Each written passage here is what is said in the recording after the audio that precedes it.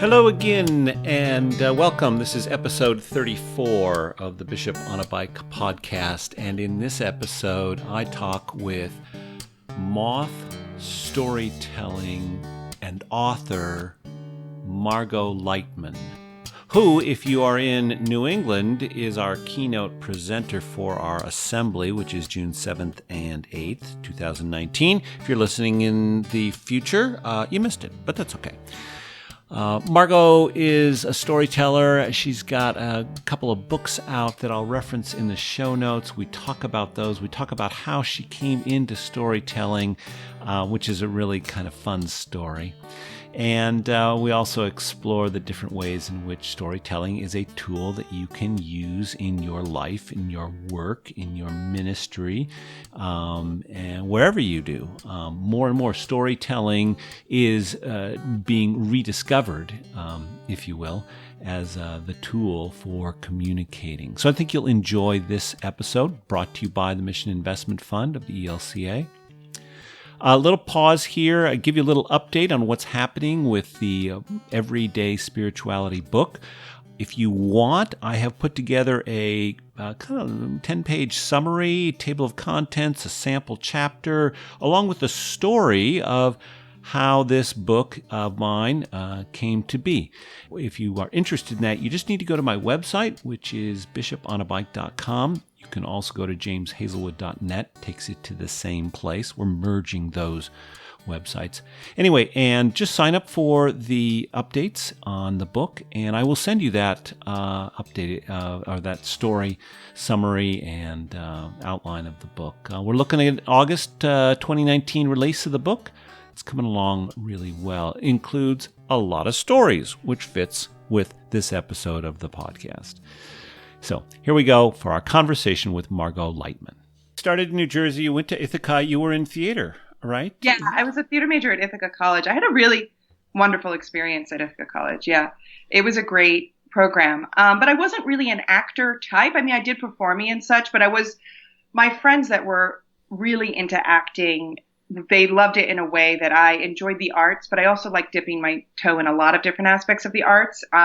So it took me a while to find my footing after that, whereas a lot of them went straight to full force acting after college.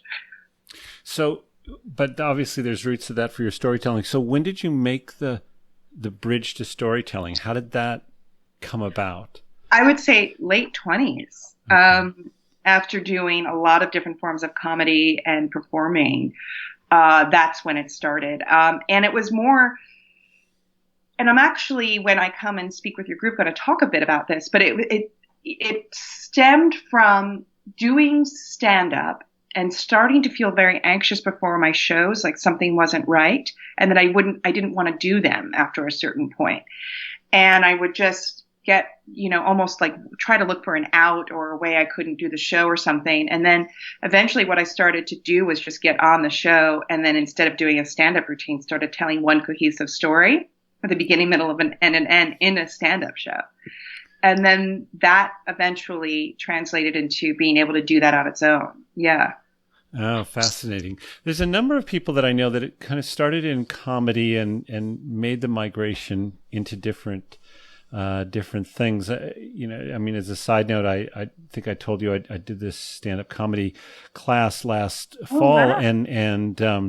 and Poppy Champlin, who is the teacher for this class, she still does comedy, but boy, she really tries to weave a cohesive narrative through the whole piece. Yeah. Does she do long sets of stand-up? She does, like 50 minutes, Yeah. I've seen that. I've seen some of those lately popping up on Netflix and HBO and such. And I really love that style of stand-up. I mean, it's a more autobiographical style than the observational humor, which is a little bit different, which is kind of a Jerry Seinfeld take on humor, which is making jokes about something rather than making jokes about a personal experience you've had. So they're both funny. I mean, I love Seinfeld as well, but it's just a different style, and people are responding really well to that. And so that story that you are most known for that's on YouTube, that was your, I forget what it's called, but basically the Moth Championship story, the one about being very tall in fourth grade. So that's really kind of fun, because the storytelling of your is very autobiographical, very personal, and Yeah. yet you weave in these narratives that are very much part of what connects us as human beings. Absolutely. And that was the basis. That story about being so giant and feeling strange in my body was the basis of my very first book, Gawky, which is it's called Gawky Tales of an Extra Long Awkward Phase, and it's a memoir. And that story is basically the foundation of that whole book. And it's, like 200 or so pages. So sadly, the 5-minute story is just the beginning of how bad it got. Well, I'm 6'7", and so I went through that really tall, awkward, skinny phase that for boys that comes a little bit more like into a junior high and middle school. So I could relate in a different kind of way. Yeah, but you are tall, my goodness. yeah, but but telling stories about, I mean, I think everybody could tell stories about their childhood if they could get over the pain and suffering. I think if you get to be an adult, by the point you're an adult, you're kind of over it, which is great. And then you can start telling stories about it. But I have a big, rule about storytelling is that you can't tell something while you're in it. You've got to tell something while you're over it. So that's why I think as an adult, you can start telling these childhood stories and they can make you laugh. Whereas maybe something that happened to you or that you're currently go through is not ready for the stage yet. So that's where there's that old quote that's been attributed to so many different people. Now I just don't know who really said it, but that comedy equals tragedy plus time. And it's so true. It's just so true that eventually something gives enough time and space and becomes funny. I've realized that I have 2 separate really good stories, both involving a funeral, because time has passed and there is great humor in those intense situations. Right. Yes. But you could never tell it at the reception or the week after. Hi, boy, everybody. This was, as we're having our, if it's my father's side, we're having bagels. If it's on my mother's side, we're having tea cakes. Right. That's my background. But it's like, over either of those things, discussing it post-show, no way. Yeah. It's funny. I think that quote, the first time I heard that quote about time was Alan Alda's character in a Woody Allen movie. And I don't know it. And he plays this really obnoxious actor, but he says it in such a way that just makes you go, ugh. But I think, yeah, you're right. It's quoting something else. So how did you make the evolution? Carol Burnett. I don't know. Oh, okay. Well, so therefore it goes back. Yeah. All right. Well, I think that Woody Allen movie, is from like 2000 or something like that. So it would make sure that there's much more history behind it. Yeah. So you started doing storytelling out of comedy and you just kept doing it? Was that kind of a career goal or how did that happen? Yeah, I mean, I did. I was very inspired. I I'm a big reader. And at the time that I was having this weird transition out of stand-up, I actually was at my parents' house and I picked up a book by Spalding Gray, who is a famous monologist who has now passed away. And he's more from the theater world, but his theater productions were him sitting on a stage telling an hour-long story. And my parents had a few of his the scripts of these were published as books. And my parents had one sitting on a shelf, and I grabbed it one day. I was there, and I read the whole thing in a day. It's not that long, and I thought, oh my gosh, this is just him telling his story. And then I started, reading some David Sedaris, and I read some of the writer Jonathan Ains's personal essays. And that's what got me thinking maybe I could translate this to a stage. And then I started telling the stories on stage. And then the goal at first was to publish a memoir of stories, which eventually did happen. It took longer than I thought. But I didn't realize how far this would take me. I thought the goal was to publish a memoir of stories. Little did I know it would be traveling around the world teaching this and writing multiple books on it and giving talks all over the place about it. So it exploded in a way that I couldn't have even imagined. Yeah, isn't that wonderful? Was there a particular point that it turned, or was it just a series of a lot of, kind of the marathon approach? Well, when my book, Long Story Short, I wrote about storytelling because I had been teaching storytelling for a number of years when I wrote that book, that guidebook about storytelling. And that book came out and it was very well received. But a year after it came out, almost to the day, the book came out October 15th, and October 10th, a year later, which was my birthday, I woke up to it being the #1 best-selling audiobook in the country. Suddenly. It just took it a while, but it reached #1 in the audiobook charts, which is then it was, known as a bestseller and all of that stuff. And for some reason, it was like a little slow engine that could, but when that happened and it became this best-selling book and it was suddenly more widely known, that's when it changed. It was about a year after Long Story Short came out that it started to go in a different direction. And then I worked for This American Life briefly. Well, a year. I don't know how long that is, as a story scout on the West Coast, and working with people cultivating stories and such and bringing them to the show. And I think I thought that was it. When I got that job, I thought, okay, this is the ultimate storytelling job to get.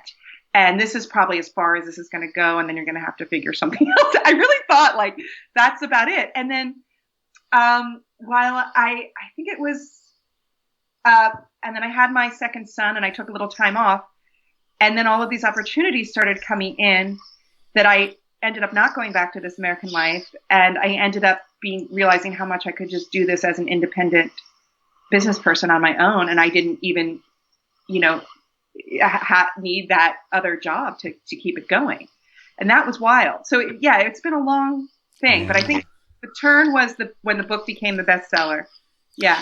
And I think actually that is how I found you. I found this book, and I don't know whether it was in a bookstore or on an Amazon search about a year or two ago. And, the Long Story Short, the only storytelling guide you'll ever need is really true. I mean, it's great. And I love the artwork, and I understand that your next book is same person who did the artwork on this has done that.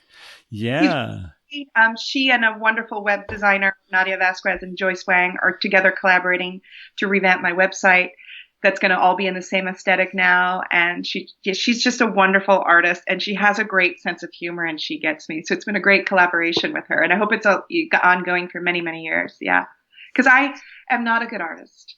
There's only so many things a person can be good at, and visual arts is not my medium. Well, we all need each other. So, but the book is really good because, recipe for creating interesting stories. I love step 1. Don't be boring.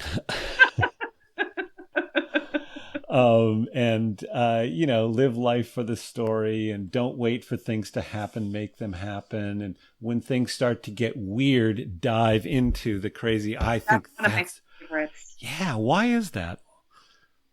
Because that's where the story is. And I think so many people want everything to be safe, and I understand that. But if you're in a place where you're not in danger and this conversation is going in a weird direction, let it go in that direction and see what happens. It happens to me constantly that I let it get weird with a person, and then I walk away and I think, oh my God, what a fun experience I just had. I was just at a party, and my friend's father-in-law just for some reason went to town on me about his annoyance with his stepdaughter, and I just let him say it all. And then I walked away. It's like, God, he doesn't even know me, but I just got the dirt, and wasn't that fun for all of us, And it definitely got really personal, but I think a lot of people would have shut that conversation down, but not me. I just let it go. Keep asking questions and pulling it out of him.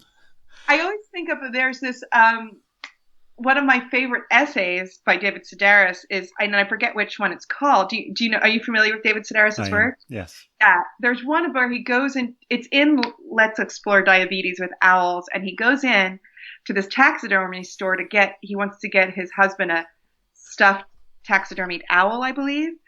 And he walks in, and the salesperson says to him very quickly, I have the arm of a young pygmy girl. Would you like to see it? And he was like, yeah. And he said, and he goes, now, a lot of people would think, wow, this guy's weird. He's bringing this out. But he goes, but I thought, what is it about me that makes this guy go, this is the person that I'm going to show the arm to, right? And that spoke to me so much, because I am that person, a person will look at me and be like, all right, I'm going to get weird with you.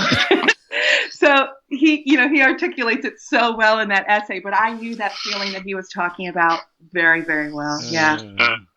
And it's oftentimes the weird things or even the uncomfortable things that we remember. My wife and I were just on a vacation, and even though it's just not even a week, when I think back about what I remember, there are these two things that happened, and one was a sort of street person that came up to us in an outdoor cafe and started haranguing us and talking about us. And it's a very small incident in a whole week or two long vacation. But boy, that event sticks with me more than anything else. Wow. Yeah, it will. That's the only thing you'll remember in the long term. Yeah. Absolutely. Yeah.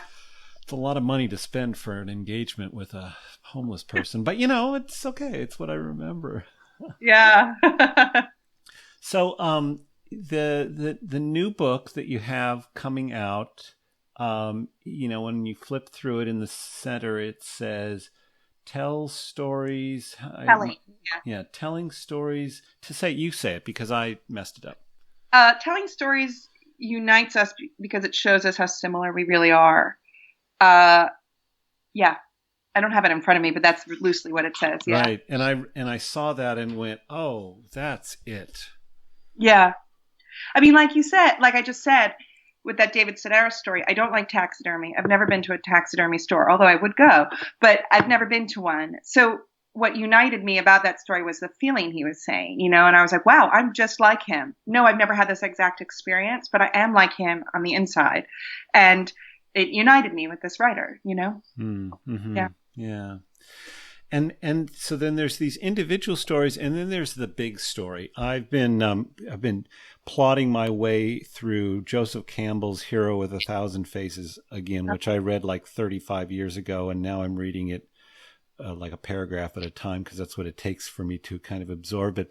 But this arcing story it's a part of every religious tradition. It's a part of everybody's life. It's a part of everybody's, so unconscious and so forth and so on. Do you think about that when you're doing the kind of storytelling you do, or do you see these are kind of small vignettes within maybe that big story? Have you ever thought about that kind of stuff?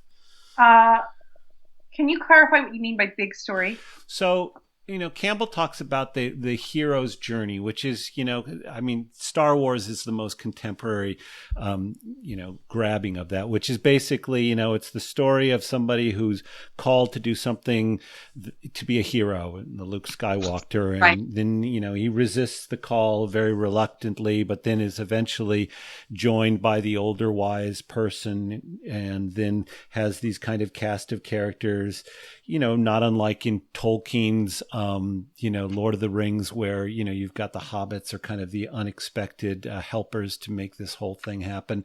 And it goes through this process of, there's the decline, the descent down into, you don't think you're going to be able to do it or succeed. And then, in the end, the conquering of it. And that Campbell is suggesting that basically not only is that maybe a story that's an external story, but that's an internal story that we all go through. Yeah. The hero's journey is, I guess, present in all stories we do, because you should be the hero of your story when you tell it. And I very much say, and when I instruct people, is that you have to make sure that you are the star of your story. And you have to make sure that you are the person that you're rooting for, that we're rooting for. It needs to have conflict. It needs to build to a climax. It needs to have some sort of resolution, and then a brief conclusion.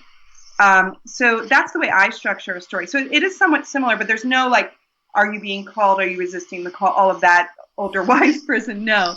But what I do say is I'm very insistent on the story must be with you at the center as the star, if you are telling it. It's very not such a great idea to tell the story of how your parents met, on stage as your story. Mm-hmm. Did you see an exception to it? I just saw a woman tell a wonderful story about her adoption. She was the baby that was adopted, now an adult. And she told the story of what her parents went through, but then she compared it. She was talking about it. She framed it in a way that it was comparable to something going on in her present day life. And it worked.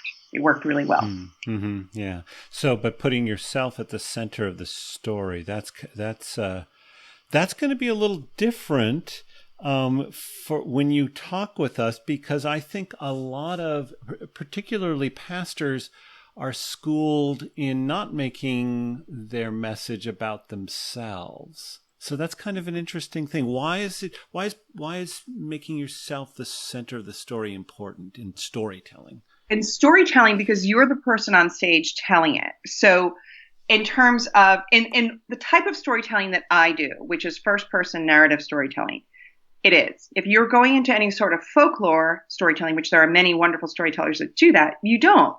But if to tell someone else's, I always say it's their story to tell. And you're putting feelings and emotions into a story that you don't really know how the person did feel, or, for example, this adoption story. Not that she did this, but she could have said, my mother was devastated she couldn't have children. Maybe she wasn't, maybe she was happy to adopt and not to have to go through childbirth. You have no, so it's like to put emotions on another person. You don't know that because you aren't them. So but you can describe your emotions very fully. Gotcha. Yeah, that helps. Interesting stuff. So you're going to spend 2 days with us at our assembly. What's kind of a little bit of a teaser? What are you planning on doing for us? I've been working so much on this, so I can tell you all about it. I'm going to give you guys a 1-hour performance of stories, which I think are going to be pretty funny with a little bit of seriousness into it, but mostly there's a lot of fun in them. And then I'm going to give you guys a keynote address in which we're going to learn a lot about the power of storytelling and telling your story. And I'm talking a bit in that about why is it that you do what you do, and what is your origin story that got you there, and how to tell that in an engaging way that is really at the root of the story, rather than the way a lot of people answer that, which is that I answered a job listing and here I am. There's a bigger reason why anyone is, even if it is just that, why did you leave what you did before? What was wrong with that? I'm talking a bit on that, and then we're going to do a how-to workshop on storytelling which hopefully will have some participation with you guys. Great. Yeah. It's going to be really wonderful. And your new book that's coming out, it won't be out till August, but either we borrowed your title for the theme, or you got it from us. I think that, this book has been sold since before. It's been sold a long time ago. I actually felt like August 2019 was a mistake when they told me when it would be coming out after I sold it. And I said, you mean 2018? And they're like, nope. I'm like, oh God. So I sold it a long time ago, but I think it's a common phrase. In fact, I initially had it titled something else. I forget what it is, simply because I think it is a phrase that's used a lot. And, so I think it's just great minds think alike. Yes, I think so too. Yeah. What's your story? It's a great theme. It's a great story. Well, I'm looking forward to meeting you in person, and we've tried several times, but life happens. we made it work today. Very good. Well, thank you for being on this podcast. Thank you so much for having me.